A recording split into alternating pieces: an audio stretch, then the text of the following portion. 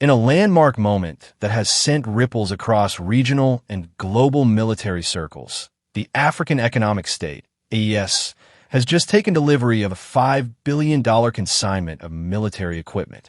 The unprecedented move marks the largest single arms procurement in the nation's history and reflects a dramatic shift in its defense strategy, modernization agenda, and geopolitical posture. A bold leap in defense capabilities.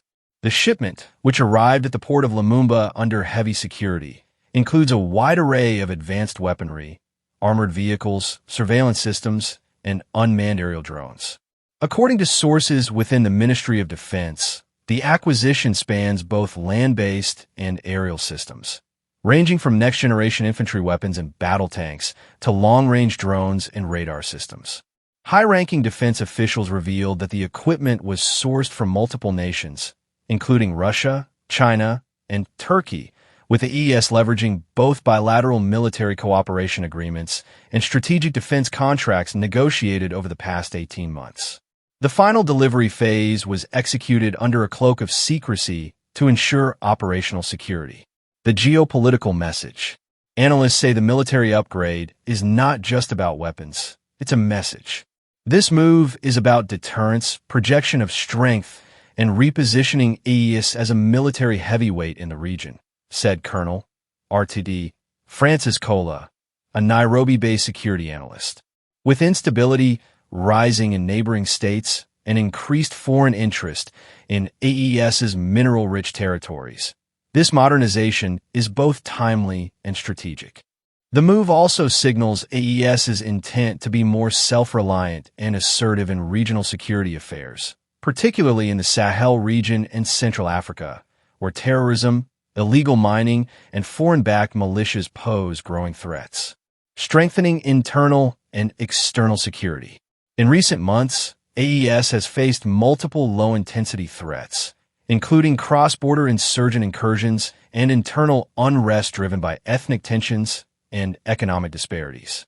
President Malik Zuberi, a former military general himself, has repeatedly vowed to secure the borders and the soul of the nation. Speaking during a brief ceremony attended by top military brass and government officials, Zuberi stated, "Today, we are not just receiving equipment. We are ushering in a new era where AES will never again be underestimated or held hostage by outdated capabilities. The security of our citizens comes first." He emphasized that the new equipment would be used to protect civilians, defend national sovereignty, and play a stronger role in continental peacekeeping missions. What's in the arsenal? Though full details remain classified, intelligence leaks and satellite imagery suggest the shipment includes fifth-generation reconnaissance drones with advanced imaging and AI targeting capabilities, over 300 armored personnel carriers, APCs, and infantry fighting vehicles, mobile surface-to-air missile systems, precision-guided artillery units, advanced night vision and thermal imaging gear, tactical communication and cyber warfare modules.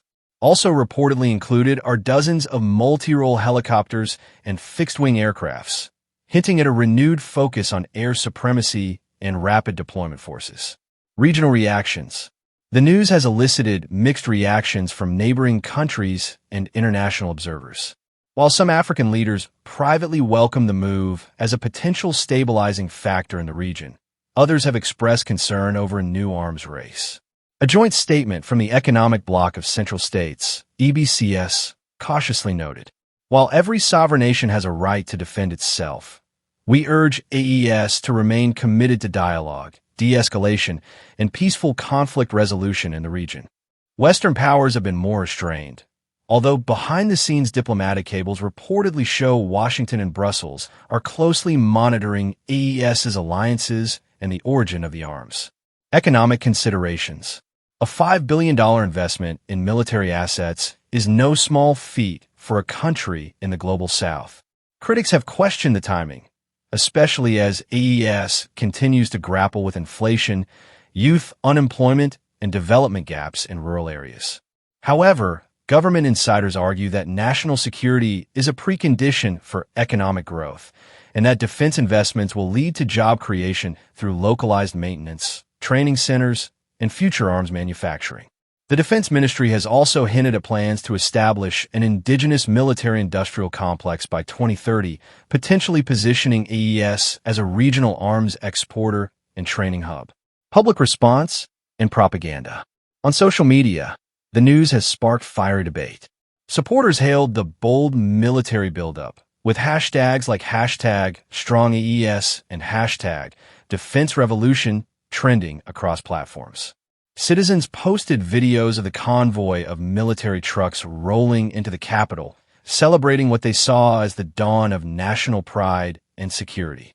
Opponents, however, warned of potential militarization of politics, with some activists accusing the government of preparing for domestic crackdowns rather than external threats. Human rights groups have called for transparency in how the weapons will be used and demanded legislative oversight.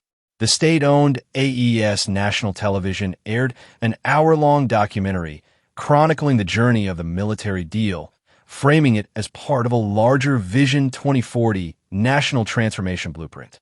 A new chapter in AES's global role.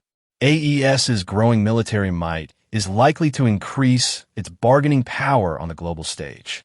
Already, the country has received invitations to join multiple security forums, including the African Security Cooperation Initiative, ASCI, and joint anti-terrorism drills with BRICS nations. Some experts believe this development could see AES becoming a key player in African peacekeeping missions, filling the vacuum left by overstretched international forces. Dr. Eleanor Mbeki, a political scientist at the University of Pretoria, put it succinctly. What we are witnessing is not just a military upgrade. It's the militarization of ambition. AES wants to move from being a regional influencer to a continental leader. The arrival of $5 billion worth of military equipment in AES is a game-changer, one that redefines the country's strategic posture and its role in African geopolitics. While the long-term implications remain to be seen, one thing is clear. AES has entered a new era, an era of preparedness, power, and projection. As President Zuberi put it, we will never again stand in line, asking others to defend our people. From now on, we stand ready.